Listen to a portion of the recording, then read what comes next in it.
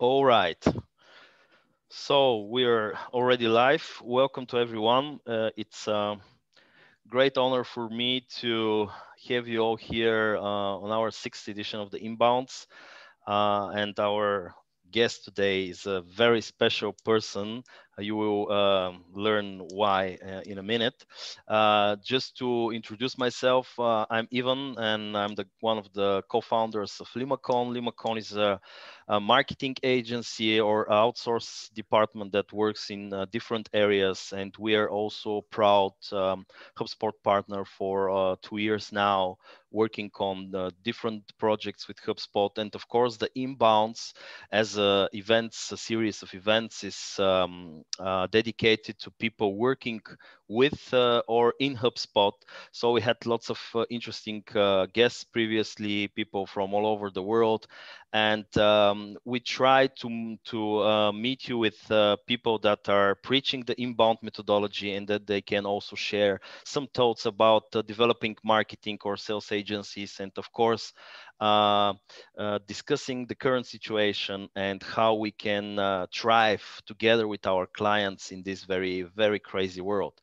So today we have as our guest Ryan Malone. Hi, Ryan.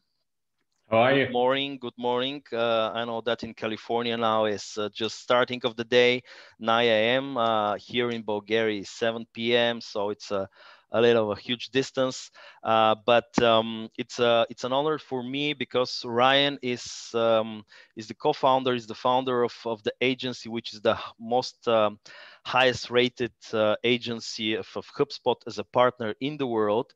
That's a very, very great achievement, and we're gonna all learn now how you can achieve this, or maybe you cannot. But we're gonna talk about different topics, and of course stuff like which is the most important thing to run an agency, how you can manage remote teams, how can you have almost 100 or more as 100 employees on your staff, and manage them to work together remotely from different areas in US, and not only in the US.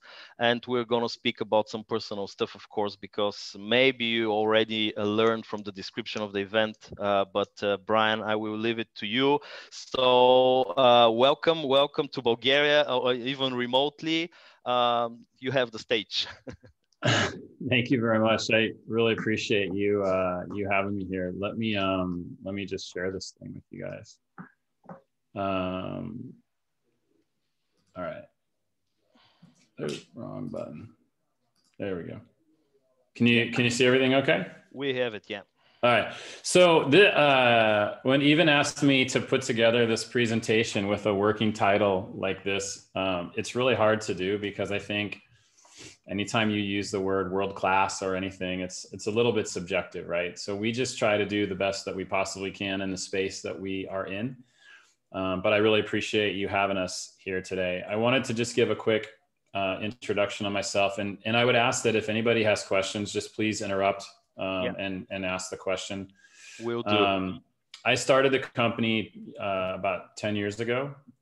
I started it as a remote company because when I was 17, my father passed away, and I had just gotten married. I wanted to have kids, and I didn't want to be the guy who never saw his family. And I didn't want to be the CEO who made decisions without being in the office, because your team needs you to be there and be part of every win and every loss in order to have credibility with them.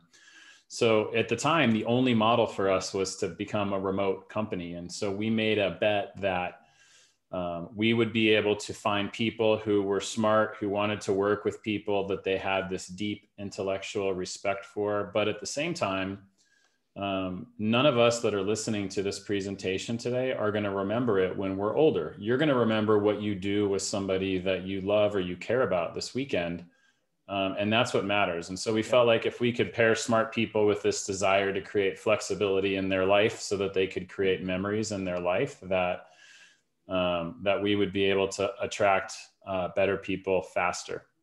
So if you fast forward 10 years, we've got 95 employees. We'll have probably 100 by the end of November. We are in 42 states in the United States. We are in the United States, Canada, and we have a fantastic team member in El Salvador. would love, quite honestly, to have a team member in Bulgaria as well. So, so if anybody's interested, shoot me a note.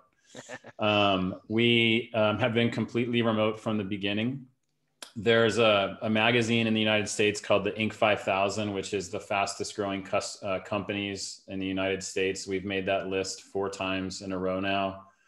We just found out last week that we made the Adweek 100, which is the list of fastest growing agencies in the world. And comparably, there's a typo. There is a website in the United States that's about company culture. And so we're really proud that we have won 14 awards related to our culture. And then recently we were HubSpot's Global Partner of the Year. So, but all of this is because of the people that we've hired and the systems that we put in place. And I'm just lucky enough to be able to put my, my large forehead and my face next to some of the accolades.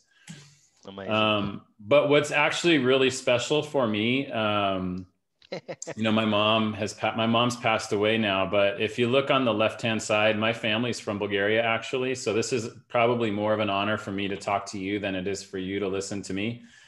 On the left-hand side is my grandfather, Marco, and he was in the Bulgarian army, and he met this really lovely lady named Anya up at the top. And they had my mother, which was Lucy. And as you know, a good kind of Bulgarian name, her middle name was Mark. So Lucy of Mark. And so they came to the US in like the 1935. And I have all of these amazing pictures with Bulgarian on the back of the photos, which I cannot read. So hopefully they're saying something nice. But my mom always spoke very highly of summertime and the roses and all of those things, and saying goodbye to her grandmother when she hopped on a boat and came to the United States. So if you fast forward, that little girl in the middle is the older woman on the right, who is now deceased. And the little girl on her lap is my daughter, Sophia, which we named after Sofia, where my mother was born, and my grandfather is from Varna. So I have probably 50 pictures. He was an artist of, you know, the beach in Varna and all kinds of, you know, summer houses. And so anyway, it's very special. I thought I would share that with you guys, but it's really, yeah, it's I know because we spoke previously, but it's really amazing to learn that. And I must say, when we started our friendship with Ryan, I was like, okay, I need to find the best person in from the HubSpot agency that I can learn from him, that he can teach me something. And of course, I saw SmartBug, and then I found Ryan on LinkedIn, and it was like I wrote to you something. I don't know if I didn't remember even more, but you, after that, when you replied to me and say, "Hey man, I'm half of Bulgarian," I was like, "What? It's crazy!" And it's really amazing because not only because you are now here today with us, but I know that how hard it is to have this I don't know, heartfeltship for Bulgaria, and you're always welcome here. I told it to you. Maybe someday you will be visiting us with your children, and it's an interesting story, really. And I wanted to ask you something, just a second. Yeah, about the table. Just tell us that you have a very special dining table. yeah. So we recently moved because we were the people who were silly enough to move during a pandemic. But we needed a table for our dining room. And so we started looking around at tables, and my wife found a table maker I don't know the name of the town. Maybe my wife does, but I'm not going to yell at her. But it was a small art village in Bulgaria where we had a table made that's Bulgarian wood. And then in the middle is this blue resin. It looks like a river. And so we had it shipped to us, and I felt like it's kind of a piece of my mom that sits in my dining room. So whenever I'm in there, it reminds me of her. But yeah, I think I got the bug because I ended up marrying, you know, the woman in the photo in the middle is from Odessa, and I ended up marrying a girl from Kiev. And so definitely have some Southeastern European Europe root. Yeah, great, cool. Anyway, so there's a whole bunch of questions that even asked me to talk about. I'm not going to go through them in a, you know, kind of orderly way. But I think as I get through the presentation, you'll understand that a little bit about how we've done what we've done. And if anybody has any questions afterward, even feel free to give them my email address. I'm happy to hop on the phone with you and talk to you about it. One of the questions that we get a lot is, what are the biggest challenges of being remote? And a lot of you may have heard this because people have been talking about it for a while, but I feel like because of the pandemic, people talk about the wrong parts of being remote. Like it's the operational parts that they want to talk about. How do I use technology to make sure that my team talks, or what project management software do you use? And I think those types of things are very common challenges for people who haven't been remote for a while. But once you've done it for a while, you realize that the technology kind of doesn't matter. It's all the other stuff. So I wanted to share with you, whether you're an agency or you're a marketing department or you're part of a bigger company, I wanted to kind of share with you some of those things. And the biggest challenge of being remote is you. Yeah. And the reason why it's you is people have this misconception that if I have a remote team, that they're less productive, or they're not taking their work seriously, or they're playing, or all of those things. But the truth is you have a hiring process, and you have whatever vetting that you do, and that doesn't change. And just the idea that somebody is sitting at a desk 100 meters away from you doesn't mean they're actually working. It's the person behind the person that you hired that determines whether or not they're actually doing what you do. So my first piece of advice would be to get out of the way and trust the systems that you built for an in-office environment, and just let people do their work and give them the benefit of the doubt first. And but there are some things that you need to compensate for, communication-wise and process-wise. And so the first thing is communication. So the Summer Olympics are always really fun. And it's fun because a lot of the track and field events and some of the other events, but in a remote model, the biggest thing, there's really 4 areas, right? One is the message. So you have to make sure that people clearly understand the outcome that you're trying to look for, not what they're supposed to do, but the outcome that you're looking for, because they measure that against the task that they're working on. The medium matters a lot. So I would encourage people, rather than type email announcements, to use something like a Vidyard and do a one-way video announcement, because the nonverbal communication that you get from that is so important to somebody. In fact, you can be instant messaging with somebody, and one word can mean the difference between understanding and not. And simply having a smile on your face when you're communicating a message via video makes a huge difference in the world. So anything that is remotely important to our team, emotional for our team, or announcements that matter, we always do with video.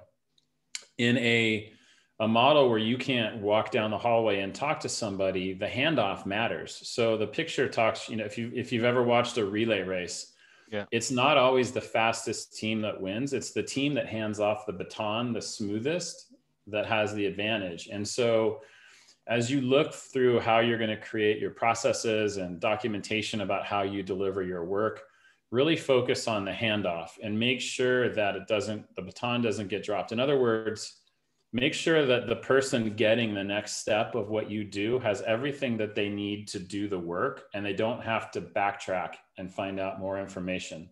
If you focus on that, what do I need to do the work? And then what do I need to have completed in order to go to the next step? You'll find that you're a lot smoother, and people will work far more efficiently, and it just will cause a lot fewer headaches. And then the last thing is participation. You really have to work kind of hard to make sure that people are participating. There's going to be people that are really loud and not shy, and there's going to be people that are very shy, and you have to work with the people that are shy to collect information and get feedback from them, even if that means just calling them privately and making sure that you get their feedback. It's very easy in a remote world, especially when you're all remote, for the loud people to dominate the quiet people. And you have to, as a leader, make sure that you don't do that. But you, because I saw on your website today, you are having like moments of getting together, right? So team buildings or stuff like that for seeing each other. Yeah, we had to miss it this year because of coronavirus, but we do an event called SmartBug Palooza.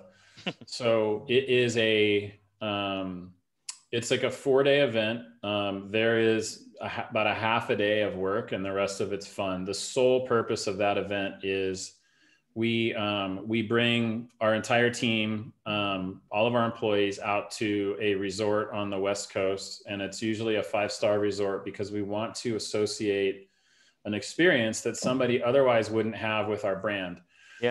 And secondarily, we want to make sure that people that work together through a screen have a chance to actually high five each other or give somebody a hug. And it's this really like amazing thing to see somebody who has known somebody for say 6 months, but they haven't actually talked. They don't know whether to shake their hand. They don't know if they should high five them. They don't know if they should hug them. But then 10 minutes later, it's like they're best friends. And so the only time that, you really don't want to be a remote company is when we leave that event. And it's just 4 days of having experiences and creating memories with each other. And then at the end, we go around the room and we ask people, just say what you want to say. And there's literally a good chunk of people who are crying because they haven't found anywhere else what they found here. And I think it's because there's the potential in a remote environment to create a better culture than you would in an office environment. And I can talk about one of the big reasons why that is a little bit later in the presentation. Right. But if you're afraid that having a remote team is going to make you somehow have a worse culture than in-house, then I think that there's some ways that you can do it differently. So process matters, but process can also be very stifling. So it's really important as you grow your business to document like a standard operating procedures for the stuff that you do. However, there's only certain things that you can mandate. Like you need to have high quality work that's repeatable. You need to have strategy that is comprehensive, and you need to have leadership that is free. And so when you're looking at things like, how do I deliver some deliverable? How do I do something that I do a lot? You definitely want to use systems to document the steps that you follow, what the gating items are, what the quality requirements are, because you're going to repeat those every single day. So maybe you're putting together a website and there's the 50 steps that you need to do. You want to make sure that you do those 50 with the exact same degree of quality every single time, so that there's no lack of quality. However, if you're talking about strategy, you can't really design a process for strategy. Strategy requires smart people, experience, creativity, diversity. And so for strategy, you may not want to have a list of things to do. You might want to have some guardrails that just make sure that you cover certain bodies of knowledge when you do your strategy.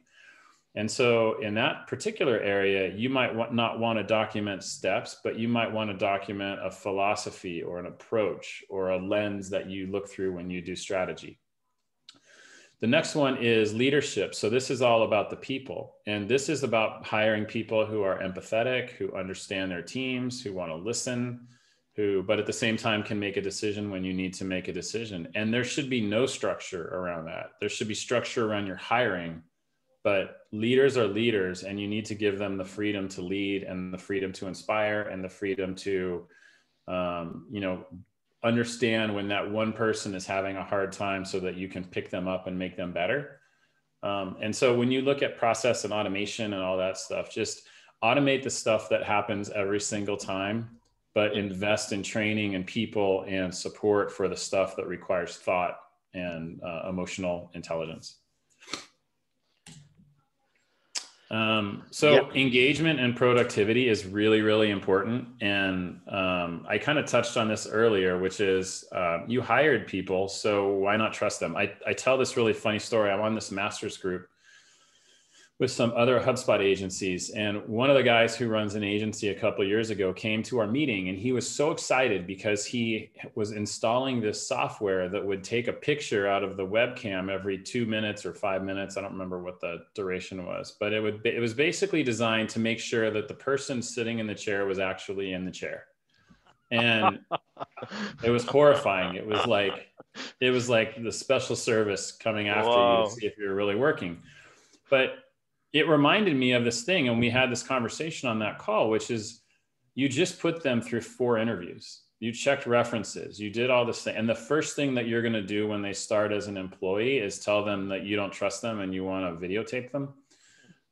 So my point here is make the best decision you can to hire somebody that you think has the best skills and the best qualities as a person that you think that they have, and then trust them. Like, let them prove you wrong if that's what ultimately happens, but trust them, because in a remote model, trust is 90% of the battles, and people are going to go through a number of different like speed bumps along the way. Yeah. So they're going to be afraid to ask for help. And we'll talk about how to address that. They're going to not know the status of deliverables. So, you know, they are one step in this giant organization, and there's often not like an office to look into. And so making sure that they have awareness about that. They're going to have distractions, and they're good distractions. They're the distraction. Like, my daughter walks in the room, and we could be in the middle of this presentation, but if my daughter walks in the room, I'm going to give her a kiss, and you guys are going to have to watch it because she's important to me. Right. No problem. Yeah. So those are really good distractions, and they're going to be in an unfamiliar workspace. You know, they might one day be at a coffee shop. They might one day be, you know, somewhere else. And so there's going to be a little bit off, and then they might not have the training that they need to. And to work. what about the working hours? Do you have like a strict working hours or something like that? We tell people to, three things. One, we say, like, in an ideal world, you know, your kind of local hour, you know, normal work hour is your time. However, we have a flexible work environment. So the rule is basically make sure you're there for your client, make sure you're there for your teammate. But there are things that happen in life that are more important. If one of my children is going to be in a dance competition, I'm going to go watch that. And as a professional, I know that I'm going to do that on Tuesday afternoon, and I'm going to instead check my email on Saturday morning over a cup of coffee. And I have the right to make that decision because I'm a grown-up and I'm a professional. And so we try to make sure that our team knows that they can have a flexible schedule that they want. In fact, the first thing that I tell people when they come here is to pick something during the day that is incredibly important to them and block it out. And it has to be during the workday. So for me, it might be golf, right? So on Wednesday morning, I'm going to block out some time on Wednesday morning for golf, and I'm always going to do that. And there is something really empowering about knowing that you're doing something that you love in the middle of the workday while everybody else is at work, to remind you that you have flexibility and you have autonomy to create your own schedule. Because at the end of the day, if I'm there for my clients and I'm there for my team and I get all my work done, does it really matter if I do something at 10 o'clock or on Sunday? It doesn't really matter. So I want to make sure that people are reminded of that every single week when they do that thing that they love, that they have the flexibility to do that. Yeah. So for you, I guess my recommendation is take a big breath. Like, everything's going to be okay when you build a remote company. You're going to hire somebody and you're not going to know what they're doing every day. Trust that they're going to get their stuff done. Do stand-up meetings if you need to every day, just to make sure people, not to check on them, but to make sure they have what they need to be successful, and be flexible, because life happens. There's plenty of hours during the week. If something doesn't happen like at the specific time that you thought it would, but it doesn't impact your work, it's fine. Just relax a little bit. So culture-wise, so in a normal business, you have, most like friendships are based on functional areas. So marketers hang out with marketers, accountants spend time with accountants.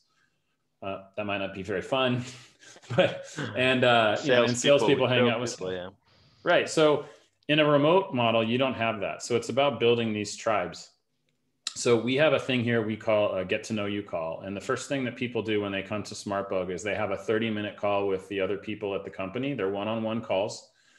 And the only rule is that you can't talk about work.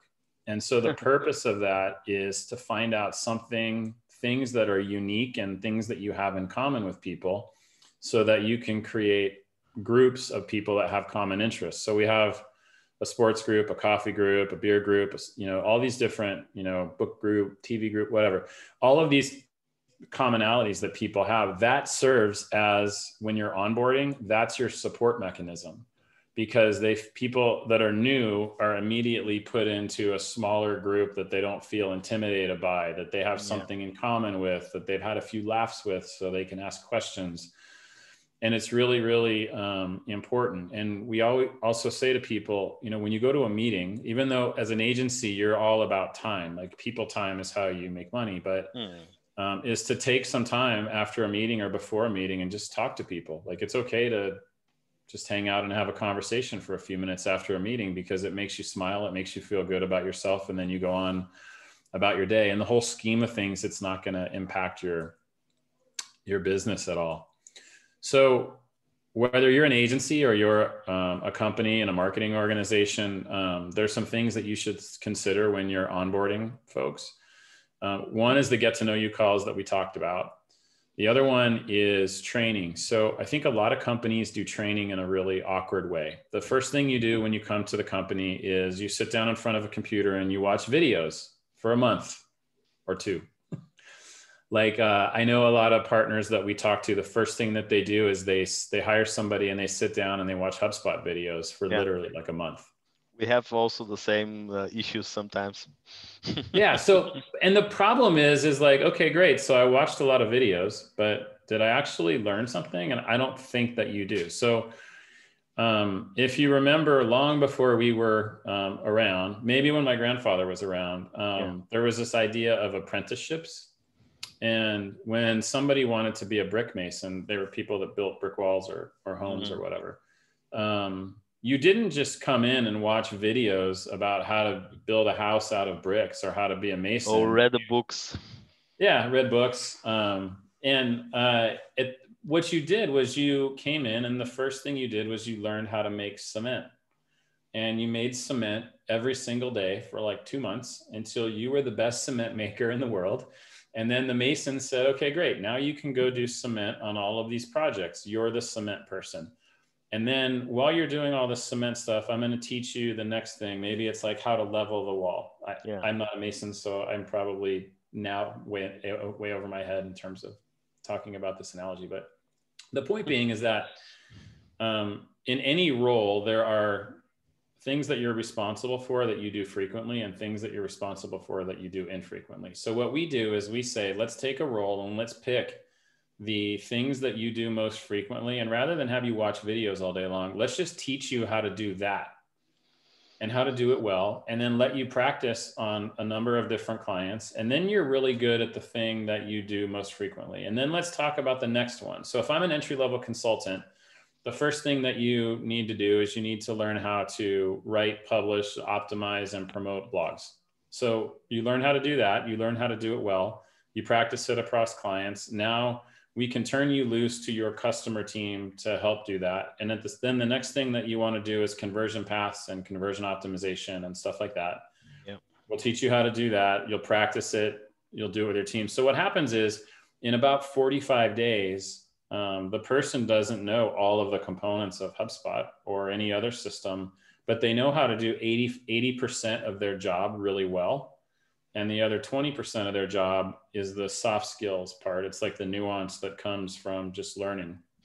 And then the third thing is that tribe support. So make sure that people are encouraged to be part of smaller teams that have common interests, because those are the ones that help you onboard better. Okay, so when you're managing people, whether it's remote or hybrid remote or not, one of the things that we found successful for us, and it's hard, right? When you're an entrepreneur or you're a leader, I think if you've built a company, it's really easy to say that you've done everything at the company and there's a certain way to do it, but that's not always the best way. If you're a leader in an organization and you've worked your way up in that organization, right, you've done that because you've done things a certain way, and it's easy to say you did those a certain way, but it might not always be the best way. So when you're managing a team, the first thing is, especially in a team where you don't see each other every day, it's really important to be vulnerable. It's really important to tell people when you don't know the answer to something. It's important to tell people when you're frustrated. It's important to tell people when you're excited, and it's important for people to understand that that you're human too, because they sit in wherever they're working from, And the input that they have is fundamentally their team and how often the rest of the company engages with them. And so it's really important that they know that you're human. It's also important to be really direct. So direct doesn't mean mean. It just means that you need to be clear and you need to provide feedback of good and bad, and you need to express yourself about what you need. Because to the point about video messaging earlier, if I wrote a paragraph, you might interpret it 3 or 4 different ways. But if I send you a video that's very clear, the directness saves everybody a lot of time and frustration. And then the third thing is we have this initiative here called Healthy SmartBug. And it's this idea that as a parent, you want to make sure that your children are healthy, happy, safe, and resilient until they are old enough to make it for themselves. So if you look at healthy, it's healthy, healthy financial, sound business decisions. If you look at happy, it's happy customers, engaged employees. Safe means that you're able to make good decisions based on data. You protect yourself in the market. You proactively make investments to give yourself a competitive advantage. And resilient means that you hire people that can handle some tough times, in the sense that, you know, in an agency model, right, you don't always own your schedule. Sometimes tough or hard. Sometimes you get tough clients. So you want to make sure that you have people that are tough, that they can handle a bad day and it's not the end of the world. And so we work really hard. All of our programs that we put for all of our employees, whether they're wellness programs or training programs or the way we do work, is all wrapped around this framework of what we call Healthy SmartBug. So partner, how am I doing on time? So You're perfect on time. I'm just like filled with questions. That's cool. But I will address it in a minute. Let's go over to the next part. Okay, I think I have like 3 slides left. So cool. 4. So on partnerships, we look at partnerships through 3 things. We have what we call strategic partnerships, like a HubSpot. These are these deep, like infrastructure, like existential partnerships. Then we have what we call strategic partnerships. Those are primarily MarTech partners that can be used across all of our clients. And then there are what we call vertical partnerships. So this might be if I want to go into the healthcare space, there's a partner that's very well known in that space and I want to partner with them. So if you segment out your partnerships based on a model that's like that or similar to that, then all partners are not equal, right? Then you want to make sure that with each one of those segments of your partners, you treat them really differently. Like for an infrastructure partner like a HubSpot, we want to make sure that we're completely aligned with them. So that means that we support their entire roadmap. It means that we work with the academy team. It means that we get all the certifications. It means that we have systems in place to make sure that new features are disseminated through the organization, and things like that. And so it's really important for like an infrastructure partner, or for us, what we call a platform partner, to be able to be all in, because they need to know that you're all in so that they can have a 2-directional relationship with you. And so we, in the beginning of our relationship with HubSpot, we said basically, this was, 10 years ago. So we said effectively, give us the clients that you think are going to leave because they didn't have a good agency experience. And so we kind of made our name on saving clients for HubSpot with people that didn't have really a great experience. And so, and by doing that, what we found was that we had great relationships with salespeople. We had great relationships with the partner team. The executive team knew who we were because we were impacting revenue. And what that meant was that sometimes we were helping HubSpot sell software, knowing that we weren't going to get any business out of it, because we believe that if you're in a partnership with somebody, you do the right thing and you continue to help grow that partner. And at some point they're going to help grow you back. It doesn't mean that everything is transactional. Like, I have to get this from you now. I just want to make sure you're successful. At some point, you're going to make sure I'm successful, and that's a good partnership. So if you have a big strategic partner, I would go all in with them. For or a big platform partner, for the strategic partners, we say, okay, how can we take this partner who we believe in, who's a core part of our service offering, and make sure that we enable as many of our customers as we can with that partner? And so that typically means working with them on a co-marketing basis, not entirely like we did with HubSpot, but like on a co-marketing basis, on a co-selling basis, to make sure that we understand how to position them against competitors, that our clients see us as being able to provide a value add partnership that's supported by them. And then going to market together to know that together we have a bigger solution. And then that strategic model kind of works itself out in the same way with a vertical model, just kind of smaller. So we have found our experience with HubSpot. I know this was one of the questions, in my career, I've worked with large, very large computer companies and software companies, and they all had partner programs. And I tell this to the HubSpot people all the time. I've yet to meet somebody from HubSpot that's not just a really nice person. And it doesn't matter the contract that you have, it's the people behind the contract that matter. I felt like that if you're considering working with them or expanding your relationship with them, they genuinely do care about you. They put a lot of time and effort into making sure that you have what you need. It doesn't mean you don't have to go do the work yourself, but in terms of setting you up, I think that they do great. And so they're good people. So just last slide. So some takeaways. So as you build your organization, regardless of whether it's remote or not, have what's called a BHAG, which is a big, hairy, audacious goal. And so our BHAG is to be on the cover of Fast Company magazine, which is a magazine here in the US, for having changed the way that agencies are run. And going back to that part, we want people to know that we have created a model where you can have this, come to work with people that you have great respect for and have time for the things that matter in your life. And so that is what drives us every day. We take calculated risks. You can't really, I don't know. Do you guys have baseball in Bulgaria? It's not so like It's soccer? famous. Soccer for sure, yeah. Okay, so soccer, right? You can't score a goal unless you kick the ball. Yeah. So this idea that you have to take calculated risks in anything that you do, you just have to. And sometimes you just have to say, you know what, I have no idea what's going to happen, but I'm going to make a little bet here because I'm going to learn something. You have to trust your team and over communicate with them.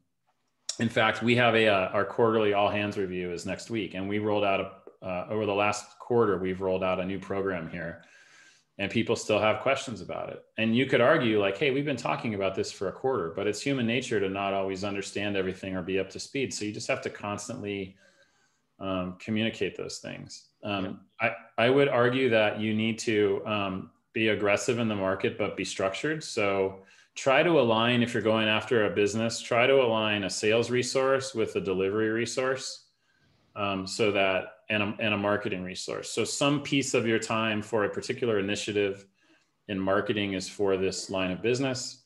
Some piece of a salesperson's time is to sell that line of business, and somebody on your team, which is an expert in that, is doing that business. And so you can create these kind of little mini lines of business at your company. And it's really easy to say, I have invested this much, it has created this much, and then you can make easy decisions about how to go forward. And if something works, like put the pedal down and go as fast as you possibly can. The second to last one is partnerships. So it's all about the company you keep. If you have strong partners, they help you from a business perspective. They also make you look larger than you might be. And the same goes for marketing. So if you're a small company, when people ask me, what's the role that I wish I would have done, like if I had to do everything again, what is the role that I would have hired first? It would have been a public relations person. And the reason why, and most people are like, well, why not sales? Why not whatever? The reason why is because most marketing agencies don't market themselves very well. Yeah. And so to the extent that you invest in marketing yourself very well, and you create a brand for yourself and you create a footprint with digital, you have a big competitive advantage that other agencies, because they're constantly like, well, I had client work to do, so I couldn't do my own marketing. That's fine. Yeah. Let them do that. But if I'm you, I would invest in marketing because it will pay off in the long run if you do it earlier. And now you guys can look at my forehead again, and I'm done. Oh, thank you so much. Very, very insightful stuff, and I'm unfortunately you just covered the surface with lots of topics, but I will try to ask you some questions that can bring more clarity as well, updates to Sure. this. Well, we go to the beginning of your presentation. If you mentioned that the one of the important stuff is to have processes, of course, on the technical side, to use platforms that can automate stuff, not only HubSpot but also project management tools, communication tools, and stuff like that. Maybe you can be, if you can, specific on what kind of tools do you use for communication or for working together with people. This is something that is also a very high topic now while pandemic is still going on. And of course, you mentioned that motivation and having attention to people, and when you onboard people and you're this is a very for me as a business owner of a let's say small to mid-sized agency, fast growing is also scary to have as a label, and I'm pretty sure you know what I mean. So if you need to have a lot of time to take care of your people from HR perspective, then you have maybe a team who is only doing this all day long, like taking care of people, being sure that everyone is on the communication, is applying to the standards, or is feeling good, and so on and so on. Do you have a team about that, or is just like you being motivating the people? No, that would be unfortunate for the people. Yeah. Okay. Um, so I'll take the first one first. Yeah. So from a tools perspective, if you put the right culture in place, the tools don't really matter. But what we use we use Zoom for messaging and video and like telephone. Yeah. So there is a like violent, angry debate here about whether we should use Zoom or Slack. It doesn't, it doesn't particularly matter. Slack's probably better if you do a lot of integrations and try to tie a lot of systems in. Yeah. Zoom's a lot better if you want to have one platform that clients can call into and for video and things like that. Yep. Some people use both. You could use Google like G Suite for, similar type stuff as well. We use, for project management, we use a tool called Teamwork. Teamwork was fantastic when we were smaller. They have a lot of templating functions. They're out of Ireland. My dad was Irish, so there's like I got to swing by like Bulgaria and then hit Ireland on Yeah, my way home. we use it too. We use teamwork too as well. I told you that.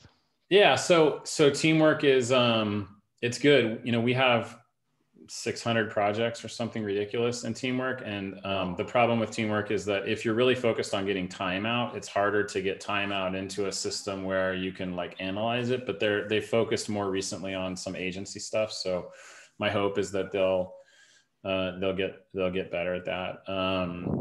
We use, let's see, what else do we use? Client facing, we expose part of Teamwork with clients.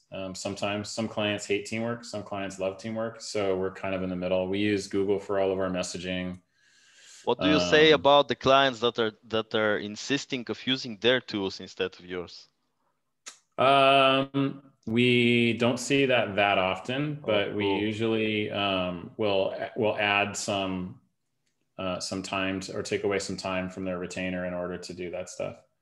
Well, if I just may add something here, or maybe you can just finish to the second question, and then I will ask you something. Yeah, sure. So on the motivating people part, Yeah. there's two parts of onboarding. There's the HR, human resource onboarding. So that's I'm a new member of your team. What's my email address? Like, Yeah. what benefits do you have? Who's who? What are our values? There's that kind of like, day one, day two type stuff. Yeah. Then there's the onboarding part, and the onboarding part is really kind of team dependent. So we have over the years created and refined again our onboarding process by role. So a client service consulting team has a different onboarding process than a developer, than a salesperson. But those are all led by the departments. We have recently shifted to doing it a little bit more centralized. We don't have it, and I'm not involved in the onboarding except for what I'll tell you in a second. We have recently shifted to having a piece of some people that are dedicated to the onboarding process to make it a more rich process, because we have so many people, and we realize that there's some things that we need to cover and it just takes time to do it. So I don't know that you need a dedicated person to do onboarding, but you definitely need, like, at some point, the HR part will get overwhelming. And as a leader, you probably want to give that to somebody who specializes in it. I think what's really important is when you hire somebody, they're going to make a decision to come to your company at the expense of not going to another company. And so I've always found that most companies, when they hire somebody, they want to talk about how that employee is going to be a good fiduciary of your brand, and they're going to take care of your brand and all that stuff. But what people don't really want to talk about is that it's our job as a company to be a good fiduciary of their time, because they can't go back in life and relive it. And so I try, for the longest time, I would interview every single person to make sure that they had the opportunity to ask whatever question that they wanted of me, so that they could make a more informed decision. And now my COO, luckily will help me out with some of that stuff. But I always want to be the first person that welcomes somebody to the company for just that reason, because they're very valuable. We want them to be here, and we want them to know that we're really transparent, and they should ask whatever that they want, so that they know that they made a good decision. What was the follow-up that you had? Well, I already forgot it. Because I thought that I wanted you to ask you to stop sharing, because I want to see your live forehead, not that one on the screen. Yeah, cool, great. Yeah. And the guitars are, I know that you're not having so much time for playing guitar as well. I have time. I'm just terrible. Really, really bad. Like so bad that my wife tells me to stop. Bad. And did the guy from Bulgaria who taught you lessons also run away, or he is still there? I ran out of time with him, but he is still there. But I think he wasn't as excited to teach me, because he was much better. Okay. Cool. I forgot about that. Yeah, everybody. I took lessons over Skype from a Bulgarian guy who specialized in 1990s grunge, like Nirvana and Smashing Pumpkins and all the stuff that I love. So. Yeah, Ryan is a big Smashing Pumpkins fan. I also like them a lot. I'm more like of a Metallica fan, as you can see here on my background. Yeah, well, when we talk about building a remote team, it's a very challenging here, because in Bulgaria, and I'm pretty sure when you live in US, it's a huge country, and the notion of it's more easy to accept that you can work remotely. As a small country, Bulgaria relies, and the people are very cozy and wanting to work together. And I see now during the pandemic that there was a huge challenge here for even for digital companies to go remotely and work from a distance, and of course home offices as well. What would you say about that? Because I'm really also eager to start implementing this culture in our company, because I know that this is the future, and it's not only about having some stuff spared, like renting an office or everything else, but you can just having people digital working on digital project. Marketers, they want to be free, they want to be able, as you mentioned, to have more time with their families, or just to manage their personal and working time as they want. Yeah. And this is something that is challenging. And I will add to this that if you mentioned this comparison with the apprenticeship, and here there is a fear, and maybe you have it also in some way, that you will find a great person who doesn't know anything about marketing, maybe, or HubSpot, and you will teach him everything about that in, let's say, a year or so, and then he goes away. It's something like a personal relationship in love time. So I don't want to fall a lot in love, because if she leaves me, then I will be brokenhearted. So are people leaving for, let's say, another agency, or just doing something else? I think that people leave for a couple different reasons. So we don't hire We decided a long time ago that it wasn't really our job to teach somebody how to be a marketer. Yeah. We hire people that are a couple years above Okay, that for cool. just that reason, right? Like we want to focus on how to be a marketer at SmartBug rather than, have conversations around what is marketing, because we want people to have already decided they want to be marketers and love it Yeah. before we hire them. So, um, And um, you have a some kind of a tool or a process to be sure that that this person is loves marketing.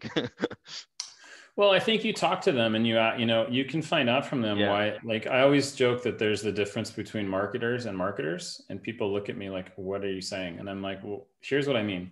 Yeah. There's the marketer who got out of university and the first job that was available to them was a marketing job.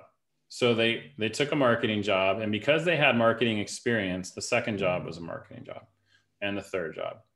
A marketer is like for us, uh, if you say to if like to me, marketing is exciting to me because I see this giant puzzle on a wall and it's trying to figure out the combination that works for a Yeah. client, right? So you want somebody that loves data and they want to solve this puzzle and they want to tinker and explore, and that's why they love marketing. And so if you find somebody who does that, even if they have, then you can't teach the first person how to be a good marketer. You can teach the second person the fundamentals of like classic marketing to make them better at their curiosity. And I think we focus on the latter more. To answer your question about regional stuff, you Yeah. might consider like instead of having one giant remote company, have people work remote, but maybe give them access to a co-working space. Like maybe you have a few people in Varna and they have a co-working space that they can go to, and maybe you fund the co-working space. It's not a full-time office, but you fund day passes. And if they want to go out to dinner with each other, pay for it. And then, you have these pods of people. Like we have people where there's multiple people in different areas of the US, like Denver or North Carolina. And they really love it because once a month or so they get together and they have a good time, and we pay for it, but they have remote and then they have local at the same time. That might be something to explore. Great. And well, I have lots of questions about remote, but for sure, growing is dependent on the reality on the working market, so workforce market. So US is a huge workforce market. Of course, you have the challenges of finding the right people. In Bulgaria is also the same, and here I think it's we have also lots of great, amazing experts in digital marketing, but they are still not so passionate about being professional in long term. They're just like, marketing is just a tool to get me rich or to like to be famous or something like that. It's more like of a trend now. It's a modern to be a marketer, not it's like a passion. It's something that you are feeling from inside, and that's something that we want to fight with because we want also to create here a community of meaningful people that really want to be, as you said, passionate about data. They want to optimize, they want to convert, they want to bring the best message out of them, and to create the best brand. So this is also something that we want to create, and I hope with this kind of events people are going to get the message. We have here two questions that are somehow related. We have a question from Tryon. What is the biggest single problem you're experiencing in your business? And Kevin is asking about how do you manage conflict from a distance? Tryon, which sounds a lot like Ryan. So Yeah. right on. Do you mean like that I've had in general or that I'm currently facing, or like, can you give me some context so I can answer it? And Yeah. then Okay. while you're typing that in, Yeah. Kevin, I'll talk to your point. So, currently facing. Okay. So, probably the biggest thing for us is just people. So, Yeah. we are, as any agency, right, you're limited by the people that have strong management skills that you can find to manage teams. So the way we build our teams is we have a strategist lead who manages accounts. They can manage a handful of accounts. We don't use account managers because like our clients want to work directly with the strategy people, and account manager in the US kind of just doesn't add a lot of value. So, but then you have certain, you can put a handful of strategists together that are run by a consulting manager. And so when you're growing really quickly, what you find is that you have to always be recruiting so that you don't, it's like really hard to grow quickly if you stop and start hiring. So you constantly have to be recruiting, and you literally are talking to people on the phone and you're saying, you know what, you're the next person for this role. I think it's going to be about 4 weeks. You don't have to interview again. And when that time comes, I'll call you. We can figure out a start date. And I think if you've invested in your brand and you have a brand that people want to work for, a lot of people will say, you know what, that's fine. I'm happy at my company. I've got this thing coming and I can wait a couple of weeks. That's probably the biggest challenge, is building and I think we've got a pretty good handle on it now, but that continues to be a challenge, which is how do you build a recruiting function where you're recruiting for roles that don't exist today, but you know that they're going to exist tomorrow? And how do you balance giving people a bad hiring experience because, you know what I mean? But at the same time, knowing that you're finding people that are going to be a good fit tomorrow. Like that's probably, it's a challenge, but it's just a complexity that we're figuring out, which like we hired, I don't know, 18 people or something last quarter, 19 people last quarter, which is a lot for a professional services company. So, so I think that's probably something that we struggle with a little bit. So if I didn't answer your question, Tran, let me know. But so then for Kevin, like I don't think managing conflict long distance is different than managing conflict together. Like if Eva and I had a problem, we're going to hop on a video call and we're going to talk about it. And I don't think that there's all that much difference. I think what you have happen when you're completely separated is at any company, there's like, there's gossip and there's talk and there's people talking about what they like and don't like at lunch and stuff like that. In a remote company, you don't see all of that. So all you see is what's happening with that particular interaction. And so conflict sometimes at a remote company is not the conflict that you would think. It's sometimes like misunderstandings and misconceptions, because you might announce something, somebody talks to somebody who talks to somebody who talks to somebody, and next thing you know, this announcement is completely different from what you did. And it's because you don't have that in-person interaction where people just hear things in the office that they don't hear them remotely. So some of conflict is proactively messaging the team to remind them, guys, this is what we're focused on. This is how we're doing. This is the plan. And so constantly doing that as part of your presentation matters. But if you actually have a conflict, it's no different than anything else. You pick up the video camera and talk to the person that you're talking to and have the same conversation that you would otherwise have. And we found that works just the same. Cool. There are two questions here from the other platforms. The one is about security. Everyone is fearing about linking sensitive company information, and that's something that is always a huge problem when you're working remotely and giving access to people from all over the world. How do you manage that? So do you have any kind of best practices or something like that?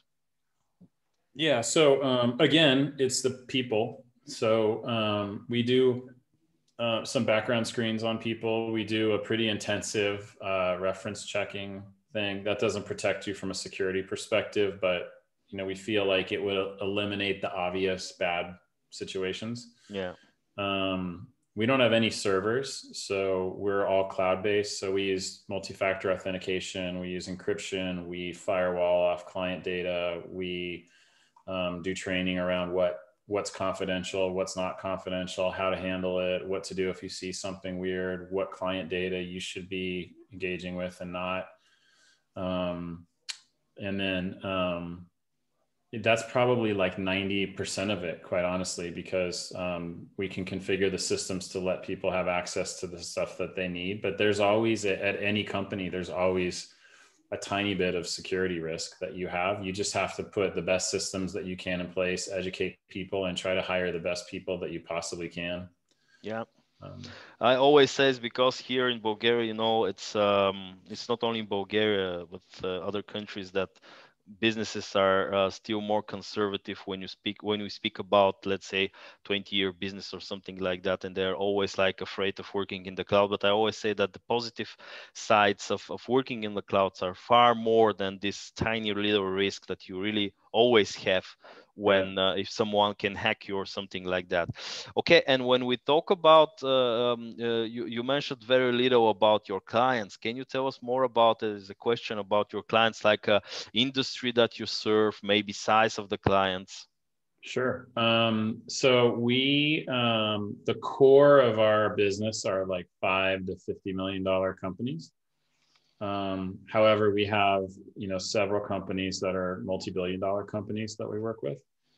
The What size is of the that? Is company, mid size to big one or what? there's so many different labels. So really, Yeah. the defining part is we don't want to work with clients who don't have a marketing department. So Okay. if it's the owner of the company, might be very nice people, they're just too distracted on the business to be a marketing partner for us. We find that if a company has a defined marketing organization, they have a marketing leader and maybe they have a marketing manager and they have like some formal marketing function, that we do better. And it's predominantly because, content marketing and inbound marketing and digital is not an overnight thing. It takes time. And so Yeah. that CEO who doesn't have a marketing department, it's probably his life savings he just invested in you. Whereas the person who has a mature marketing company and they're a little bit bigger, they understand that they need to make an investment and it needs to work for a while in order to get a payoff. And so we just find that that's better for digital as well. Has that, sorry for interrupting, has that Yeah. changed with the development of your company? So at the beginning, was it different, or you just said from the beginning, I will work only with those kind of companies, and I will not take, like, I will do not compromise and take some kind of only CEOs type of companies and so on? Yeah, it changes. I think when you're small, right, the name of the game is revenue. So you want to get as many clients as you can. Yeah. And then you realize, I think, in your maturity that some clients are easier than others. Some clients take more time than others. Some clients are more open to ideas than others. And you start to figure out what your ideal customer profile is. And I think that's a natural occurrence where you're when you're smaller and then you start to get like a revenue stream that you don't have to, as a business owner, wonder if you're going to make payroll the next day, but like you're comfortable there that you've got a viable like company. Then you say, okay, what am I going to look at from my ideal customer profile? And can I tighten some things? Am I alienating one of my customers or one of my employees because we keep giving them customers that are not whatever? Then you do that for a while. And I think as you continue to mature, then you start to say like, okay, if I go higher in the market, like what are the trade-offs? And so when you go higher in the market, you see more specialization, you see, another set of challenges that you have. And so I think it's hard for a pro services company when they're in their infancy to come out and just say, I'm only working with X, unless you have a very specialized skill. And, maybe you're really, really good at, you've created some technology in the insurance industry that solves Very a niche. long-standing problem. Yeah, I mean, but it's common to learn and change and pivot. But what you want in the beginning are referenceable clients that are happy with your work that you can use to talk to other clients that are going to be your next best client. And what about the industries? We tend to focus on 4. So we focus on 4, but if somebody comes to us because we have a decent reputation now, we do get more than that, Yeah. right? We focus on healthcare. So we do a lot of like healthcare technology, software, senior living, which are like retirement communities in the US. We do a lot of technology, so software, hardware, SaaS. We do manufacturing, and we do some professional services companies. So But then there's like another probably 10 where we get clients on, but we don't really focus them directly. We stay away from, we don't do a lot of consumer work. The vast majority, except for in healthcare, the vast majority of our work is B2B. Cool. We Yeah. don't do like a lot of small dollar Like e-commerce e-commerce. stuff or something. Yeah, I get it. Exactly. We don't do, we're doing a little bit more of it, but like we would never, we wouldn't be a good fit for somebody who maybe was like an online shoe store or like, but if somebody happens to have an e-commerce fulfillment Yeah. option, then that's fine. Great. Great. Yeah. Well, question to both of you: what are the most frequent customer challenges that you are solving, especially recently? You go first. Okay. Oh man. Well, the issue here with our customers, or it's not an issue, of course, it's a challenge, is that a customer normally comes to a marketing agency or whatever agency with he thinks that he has a very specific problem to solve. Normally when they come to us, they like want to have a new website or a new brand lifting corporate identity or so.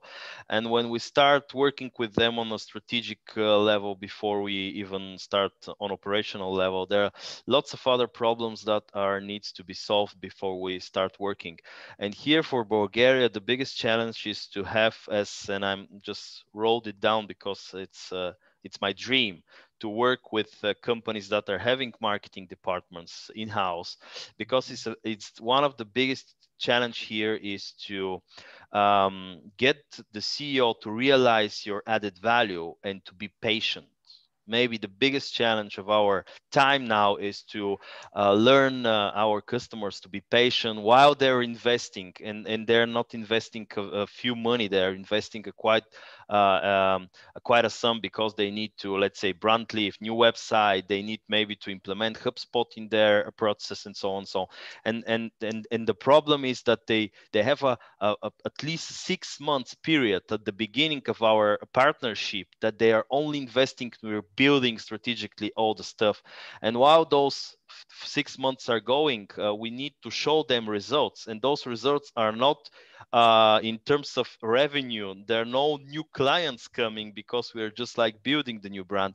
And there is a very special way to be like a client relationship at this moment, and you be always available for your client and to understand his challenges and fears, because now in Bulgaria, we are also B2B devoted, and we are also believing that the industrial companies, production companies in Bulgaria, they have huge potential also for export oriented goods. And we want to guide them through these difficult times of digitalization, because this is one of the other biggest challenges of enterprise in Bulgaria. They're not digital. I'm not speaking about international concerts and big brands.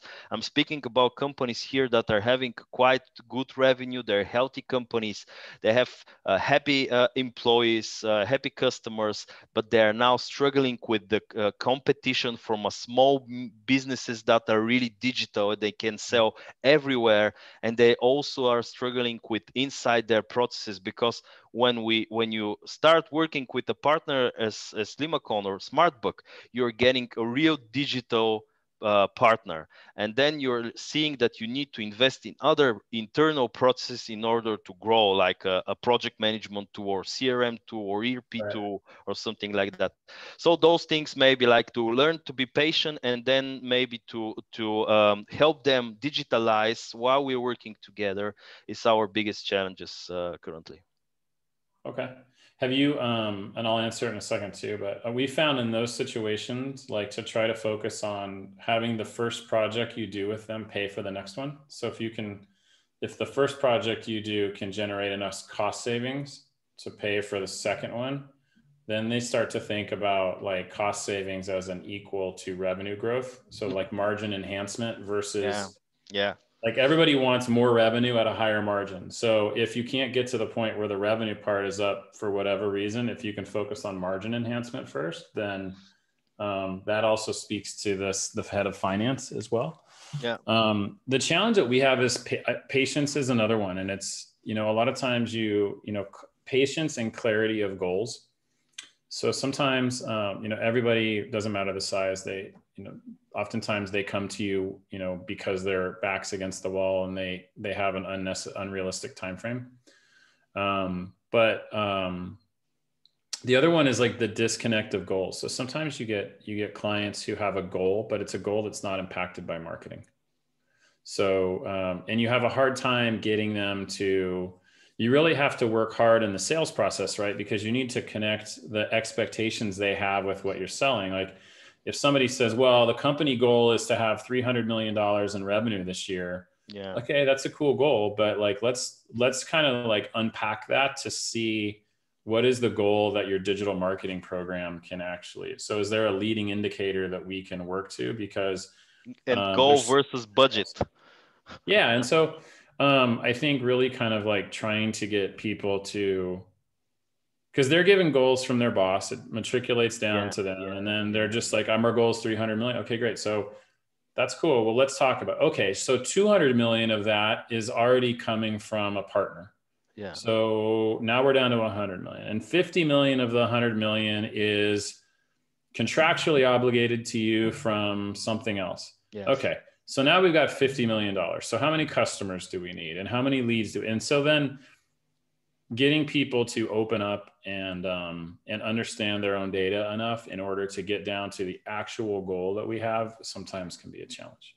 Yeah. And to have, to leverage the expectations of this partnership, because it's a real partnership. It's not like you're serving them in terms of you're helping them grow, and that's a very important attitude that an agency must have. Okay, Ryan, I think we can slowly go to the end of our amazing meeting. I'm pretty sure we can speak about those topics even more, but I will love to hear last words from you, and thank to everyone. We had lots of people going on Facebook watching us and commenting as well, but I think I have addressed almost every question that we had from the audience. Okay. No, I appreciate it. The connection's personal, and thank you for the opportunity. If anybody has a follow-up question, I'm just at ryan@smartbugmedia.com. Feel free to shoot me an email. Yeah, please shoot him an email. Don't write him in LinkedIn, because I tried to write him several times after we met, and he was like crazy busy and not opening, not only being online on LinkedIn. So, but Ryan is reading his emails, maybe also on Saturday morning if he was on a concert with his daughter. Okay, thank you very much to all. I'm really hoping that the topics that we've covered today was of great value to you. And of course, we're also available for everyone if he needs to ask something else. We didn't go so deep in the HubSpot thing because it's an amazing universe, and there are lots of stuff going on there. But I'm keeping here my, let's say, I want to invite someone from your team, Ryan, maybe to talk in the next episode or so about really some HubSpot topics around like automation, stuff like that. It will be also very interesting. Okay. Thank you so much. Have a great day ahead of you, and be safe, please. And I hope that we will see you soon again in Bulgaria. I'm here now inviting you to our next year conference. I will speak to you later about that, but we're going to have a major B2B marketing and sales conference in Bulgaria. Maybe this will be the thing that can force your visit here with your family. If you can give me a ticket and a vaccine, I will make it a chance. I will send you a ticket, a vaccine, and a Bulgarian yogurt. There we go. I'll take it. All right. Okay, bye. Thank you so much.